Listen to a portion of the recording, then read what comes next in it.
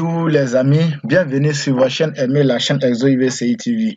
Ok, tous ceux qui ont demandé des vidéos, vous avez vu, on était un peu absent, voilà, on était un peu pris sur HTML. Il y a les vidéos en cours sur programmation langage C. Il y a les vidéos en cours sur comment dirais-je, probabilité. Donc vous serez servi, s'il plaît à Dieu.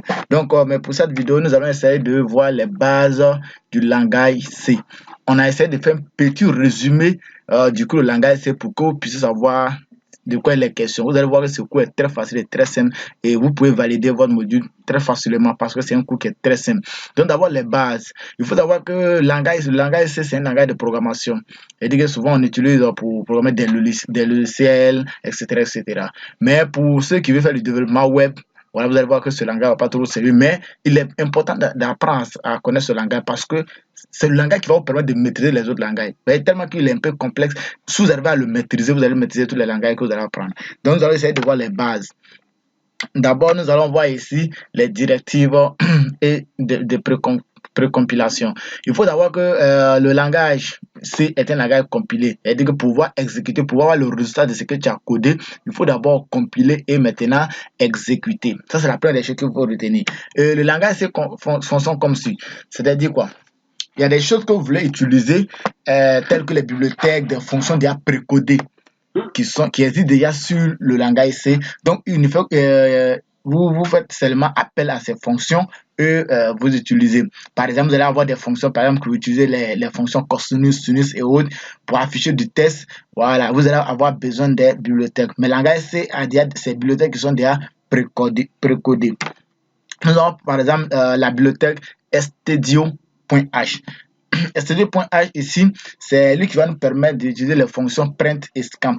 On va voir plus bas qu'est-ce que peut faire printf et puis que peut faire scanf. Donc, pour les insérer, qu'est-ce qu'on fait? On met dièse include, c'est-à-dire inclut la bibliothèque dans notre plan de travail ou dans notre programme. C'est même chose math. Vous pouvez déjà imaginer, c'est la bibliothèque qui va dans la fonction codenew.h, c'est lui qui va nous permettre de manipuler les consoles Windows. Souvent, vous allez voir que quand on va commencer à faire la pratique, quand vous allez compiler votre projet, la console va s'afficher comme s'il a clignoté. Vous n'allez pas bien voir votre ça. C'est comme ça a clignoté. Donc, la fonction, ce qu'avec la fonction getUp va nous permettre de bien visualiser notre programme dans la console. Donc, voici un peu quelques bibliothèques telles que string.h. C'est aussi lui qui va nous permettre de lier des chaînes de caractères, mais lui, là, vous allez l'utiliser rarement. Donc, nous allons passer maintenant à la fonction main. La fonction main, c'est quoi? C'est-à-dire que c'est le corps. C'est que le corps de l'être humain. C'est-à-dire qu'on a la peau qui est en haut et à l'intérieur de la peau, nous avons tout ce qui nous permet de fonctionner. Pareil aussi pour main. Dans tout programme, c'est-à-dire que c'est comme si c'est des choses que vous devez connaître, ça ne change jamais.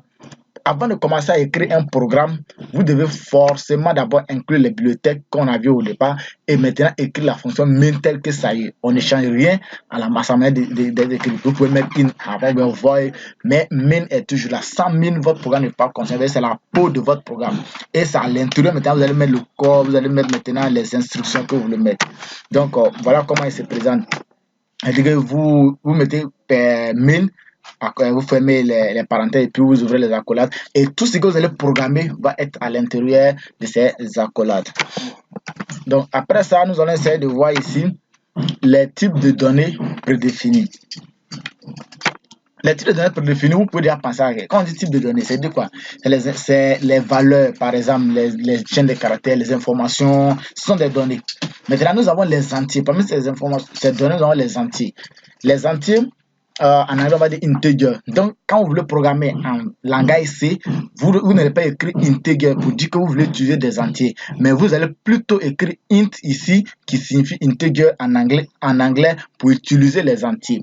Plus bas, on va voir comment nous déclarons des variables avec en langage C. On a char, qui veut dire caractère. Ici, c'est les chaînes de caractères. Je vais écrire un mot. Tu t'appelles comment? La réponse est je m'appelle tant. Donc, on aura besoin des chaînes de caractères, c'est-à-dire plusieurs lettres combinées.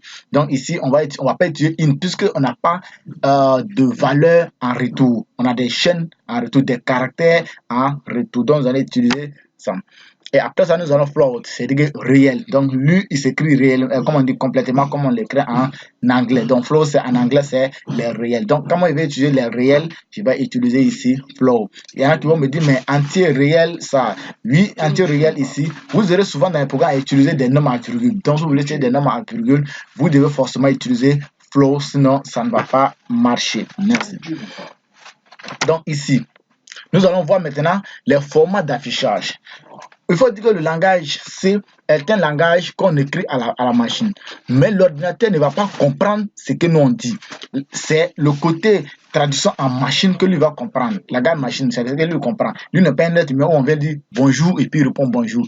Quand on dit bonjour, il faut que tu traduis ce bonjour là à un code langage machine pour que lui puisse savoir que c'est bonjour. Par exemple, je donne un exemple tout simple.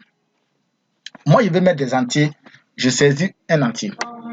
Maintenant, l'entier que moi j'ai saisi, la machine ne connaît pas un. Il ne sait pas que quand on dit 2, c'est un entier. Lui ne connaît pas ça. C'est moi, il doit dire à la machine avec des symboles. Voilà, j'ai affaire à des entiers. Et ces symboles sont déjà précodés déjà. Donc, si je mets pourcentage D, ça veut dire que la machine automatiquement s'attend à recevoir des entiers. Donc, vous aurez à étudier, par exemple, tu veux écrire un programme où tu demandes à la personne de mettre deux valeurs et puis vous allez calculer la somme. Et les calculatrices que vous voyez, après le langage, vous pouvez essayer de faire des exemples de calculatrices. Tout ça, ce sont des projets que nous allons faire quand nous allons finir la formation. Donc, un exemple, je dis par exemple, fais-moi un petit programme qui calcule la somme de deux nombres. C'est-à-dire que tu vas demander à l'utilisateur d'entrer un premier nombre, un deuxième nombre et on t'affiche le résultat. Dans ce cas-là, on aura besoin de recevoir des entiers ou bien des réels. Donc, il faut dire à la machine, les informations qu'on va te donner là, ce sont des entiers. Donc, automatiquement, il va commencer à les traiter comme des entiers. Si c'est des caractères, donc ici, le F c'est pour les réels. Si ce sont des caractères, il va dire, bon, ça là, par exemple, si c'est les réels, il peut mettre un plus au milieu, il va me faire 4 plus 3, etc. etc. Mais si c'est des caractères, il va pas me faire C plus O ou bien, il va pas me faire moins plus temps, il va pas faire ça. Il va les considérer comme des caractères. Donc voici la différence. Donc on a aussi le S qui est pour les chaînes, c'est-à-dire les longs, si tu veux écrire des textes, des phrases, etc. etc. etc. Donc, on a aussi le if pour les codes hexadécimales que vous allez utiliser rarement aussi. Donc, ici, nous allons voir la syntaxe prédéfinie d'une variable. On vous a déjà dit dans l'algorithme, ceux qui n'ont pas écouté, qui n'ont pas encore vu les cours d'algorithme, vous pouvez aller dans playlist, vous allez voir les cours d'algorithme que nous avons fait. On vous a dit qu'une variable, c'est un espace mémoire qui est réservé pour recevoir une valeur. Par exemple, dans votre calculatrice, c'est des variables. Tu veux faire la somme de 3 plus 3, ou 4 plus 6, etc. Est-ce que la machine, déjà à la base, savait que tu as fait 3 plus 3? Non. Donc, la machine va réserver une variable A et une variable B, de telle sorte que quand tu saisis ces deux variables, il puisse récupérer tes deux variables et faire la somme de ces deux variables. Mais si dès le départ, on mettait 3 plus 3, c'est-à-dire que dans la calculatrice, c'est déjà carré là-bas 3 plus 3. Donc, c'est comme si la calculatrice ne te servira plus à rien. Donc, il faut avoir des mémoires, des espaces mémoire qui vont stocker vos variables que vous allez mettre. C'est pour ça que vous voyez que plusieurs personnes utilisent les calculatrices et ça n'a pas de problème. Donc ici, pour déclarer une variable, on met le type. Vous allez voir un exemple tout de suite. Ici, vous pouvez voir ici l'exemple. On a inséré des bibliothèques. On a essayé d'insérer ici des variables. Donc, on met variable 1, variable 2, etc. Si tu as 1000 variables, tu vas les mettre et les séparer par des virgules. Mais tu mets d'abord le type de tes variables. Donc, vous pouvez voir ici, on a d'abord des entiers que nous avons déclarés. On peut avoir aussi des constantes. Voilà, par exemple, tu as fait un programme qui va diviser les nombres que tu vas rentrer par 2. Donc, il y a 2 déjà connus d'avance. Donc, tu vas connaître 2 comme étant une constante qui ne va pas varier au cours de ton programme, de l'exécution de ton programme. Donc, ici, vous allez voir ici, on essaie d'utiliser un peu la fonction printf, mais nous allons voir ça plus tard. Donc, ici, on a les entrées et les sorties. Donc, c'est ce que je disais. On va voir maintenant à quoi sert maintenant printf. Scantref. C'est Scantref qui va me permettre de recueillir des informations en sortie. C'est-à-dire que c'est lui qui va dire, bon, c'est lui qui sera comme, je ne sais pas, l'intermédiaire entre nous et puis la machine. C'est lui qui va prendre ce que nous avons mis et envoyer ça à la machine de telle sorte que la machine puisse nous afficher quelque chose. Parce que la machine ne comprend pas ce que nous on dit. Donc, quand on va entrer des informations, Scantref va récupérer ça, on appelle get, etc. Il récupère la variable et il envoie la variable à la machine. La machine automatiquement comprend ce que tu as mis au départ. Et il traduit ça en langage machine pour que la machine puisse exécuter l'action que tu veux qu'il exécute. Et il te retourne maintenant la valeur. Donc ici, scanf est utilisé en sortie pour pouvoir ici nous permettre d'afficher des variables. Donc ici, nous avons aussi printf qui nous permet de saisir. Si tu veux par exemple écrire un programme qui dit bonjour, quand on fait la partie, c'est les petites choses que nous allons faire. Bonjour, un programme qui est bonjour. Donc bonjour, c'est comme tu écris un message et puis ça va finir. Donc printf, tu mets printf, tu mets les griffes, les deux apostrophes et tu écris le message que tu as au milieu. Maintenant dans scanf, nous avons deux grandes parties. La partie qui va d'abord dire à l'ordinateur l'information qui a été tapée, voici son type. Et si voici la variable dans les questions. Si moi il y a trois variables, je choisis une première variable, je dis à mon scanf récupère le type de ma variable qui est un entier d'abord, et puis maintenant récupère la variable elle-même, puisqu'il y a plusieurs variables. Donc il va automatiquement savoir que la première variable a été attribuée à variable 1. La deuxième variable a été attribuée à variable 2. Un autre exemple, c'est-à-dire que la première variable a été attribuée à X, la deuxième variable a été attribuée à Y, un exemple palpable. Donc dans ce cas, quand vous avez deux valeurs, deux grandes parties, la partie où tu précises le type, je répète, et la partie où tu précises la variable à laquelle la valeur saisie va être attribuée. Et vous l'avez affiché maintenant. D'abord, pour afficher, puisqu'on a dit ici les types d'affichage, format d'affichage, âge et quel type et le type entier. Donc, on met d'abord pourcentage D pour dire que la valeur affichée aussi est de type entier. Et maintenant, virgule, on sort des deux virgules. Maintenant, on met la variable qu'on a indexée dans scanf. J'espère que c'est un peu clair, on n'est pas trop long. Donc ici, les séquences d'échappement. Donc ici, c'est au simple. N, c'est revenir à la ligne, saut de ligne, retour en arrière, retour arrière, etc. C'est des choses que vous pouvez comprendre. Donc voici un exemple que j'ai fait en bas. Voilà, par exemple, il a dit vous êtes bon. Et j'ai mis /n. /n, ça veut dire quoi? Après, vous êtes, tout ce qui reste doit revenir à la ligne. Donc voici un exemple très simple. Donc ici, nous allons voir un point très important. Parce que ici, on remarque que souvent les élèves ont beaucoup de problèmes avec la partie là. Vous allez voir que dans vos devoirs, on vous donne souvent des questions, vous partez en brousse. Il dit que c'est la partie la plus facile. Pourquoi c'est la partie la plus facile? Parce que c'est des petites sommes, des petites additions, des petites soustractions qu'on vous demande de faire. Mais souvent, les gars, ça embrousse.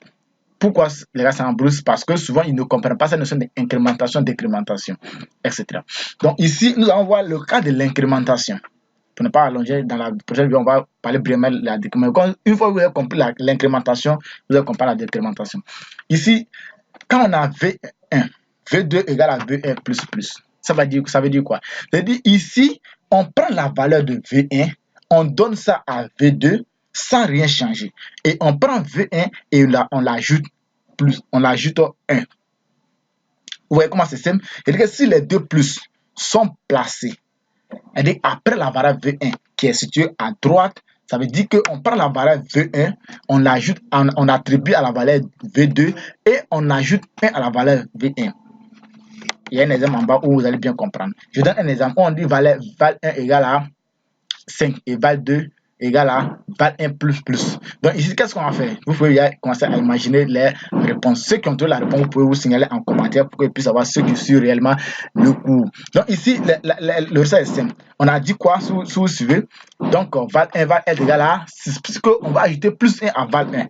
Et on va attribuer la valeur de val5, val1 à val2 sans rien changer. Étant donné que la valeur de val1 au départ, c'était 5.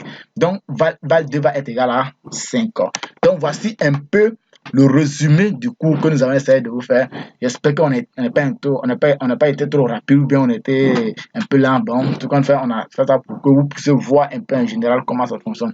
Donc, vous pouvez vous abonner. Il y a des formations qui sont en train de se préparer. On veut faire des petites séances de travaux pratiques avec vous pour que vous puissiez bien comprendre. Donc, dans la prochaine fois, on va installer DV++, commencer à taper nos premiers codes en langage C++. Donc, abonnez-vous, surtout partagez la vidéo dans vos différents groupes pour que vos amis aussi qui ne savent pas programmer puissent apprendre à programmer. Il y a ACM aussi, il y a tout ça qui vous attend. Donc, à la prochaine vidéo, C++.